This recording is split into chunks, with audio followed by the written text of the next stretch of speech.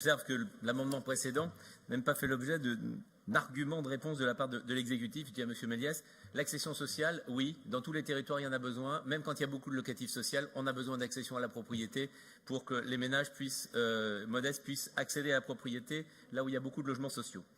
Monsieur le Président, nous vous proposons un amendement sur les questions d'artificialisation des sols. Le projet de Sradet le traite, mais il le traite avec un constat que nous partageons. Oui, l'artificialisation des sols, qui est celle qui consomme tous les 10 ans un département français, se poursuit. Elle est à peine ralentie.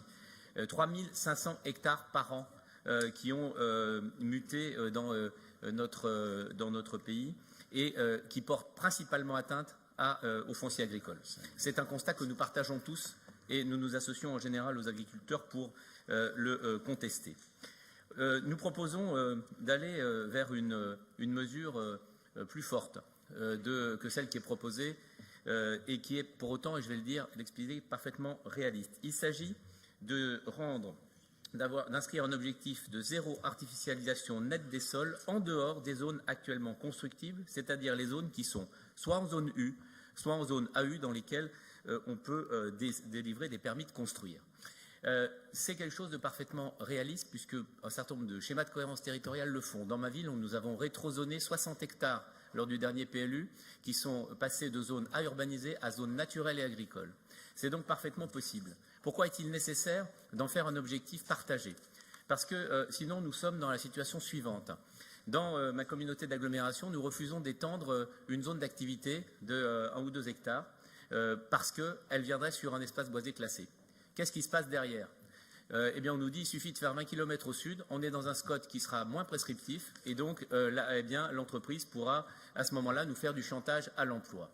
Ce que nous disons, c'est que oui, c'est un secteur dans lequel un domaine, une règle, donc si on veut qu'elle soit appliquée, et je ne mets pas en cause la bonne foi des élus, ils le feront et ils resteront maîtres chez eux.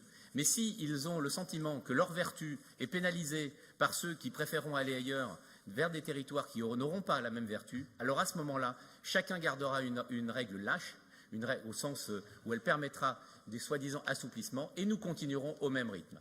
La proposition que nous vous faisons aujourd'hui, c'est donc une proposition qui consiste à faire du Sradet l'outil efficace des transitions, et pour cela, eh bien, il faut effectivement aller vers des mesures qui s'appliquent partout et qui, telles qu'elles sont écrites et telles qu'elle est écrite, ne réduira pas la capacité d'aménager, ne réduira pas la capacité des entreprises d'évoluer, ne réduira pas la capacité des villages de grandir à l'intérieur des espaces actuellement urbanisés. Dans nos SCOT, on estime qu'on en a encore au moins pour 20 ans au rythme actuel.